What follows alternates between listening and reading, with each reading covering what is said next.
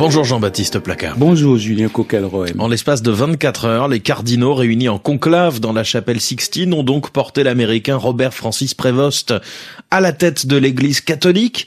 Comment expliquer que l'enthousiasme déclenché par l'élection de Léon XIV dépasse le 1,5 milliard de fidèles que revendique la religion catholique? Des obsèques du pape François à l'élection de son successeur ce 8 mai, l'église catholique apostolique romaine a rendu une copie plutôt propre et même impeccable. Elle a exhibé son plus attrayant profil et l'impressionnant faste romain a fait le reste. Le pape élu, rayonnant d'humilité, a conquis le monde aussi bien par sa simplicité que par la sincérité de ses propos. Par définition, le souverain pontife est un homme influent, mais s'il séduit tant, c'est parce qu'il ne parle pas qu'aux seuls fidèles de son Église. Il parle pour tous, surtout pour les plus faibles, sans chercher à séduire ou à impressionner. Au-delà du prestige que confère a priori le Saint-Siège, la façon dont ce pape saura incarner la fonction déterminera son poids dans le monde. Ses premiers pas semblent convaincants, mais Léon XIV devra, face à chaque défi planétaire, prouver son courage et son souci de la justice. Son histoire personnelle laisse espérer qu'il saura être un grand pape.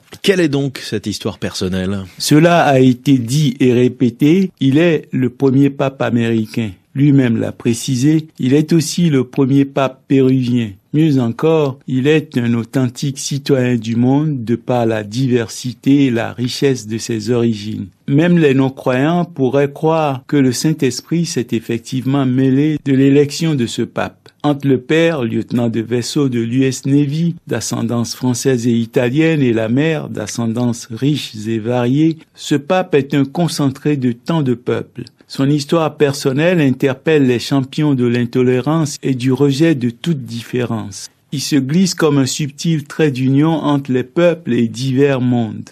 Léon XIV est comme un hymne à la tolérance, à l'ouverture. Américain évidemment, péruvien aussi, italien également, français aussi quelque part. Mais alors, du côté de sa mère, la diversité des origines pousse à se demander si l'histoire n'est pas trop belle. Que les cardinaux aient choisi un pape né d'une mère aux origines aussi diversifiées est un don du ciel.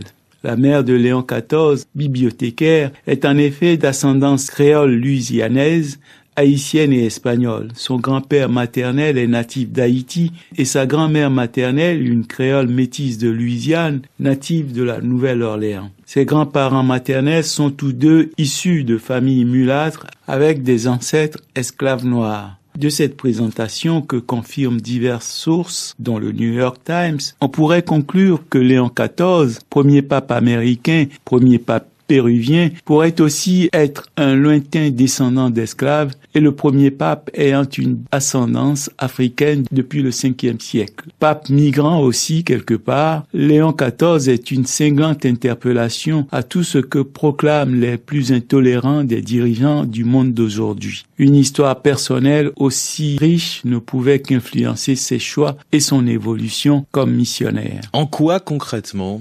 Parmi les nombreuses congrégations que compte l'Église catholique, il a choisi pour donner à sa vocation une orientation pertinente l'ordre des ermites de Saint-Augustin, un de ces ordres mendiants apparus au XIIIe siècle, avec vœu d'une pauvreté radicale pour vivre de charité en joignant vie contemplative et vie apostolique.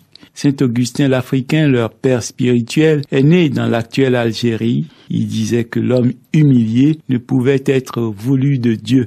En somme, que l'humiliation de l'autre ne pouvait être une attitude vraiment chrétienne. Voilà qui définit parfaitement le pape que viennent de se donner les catholiques.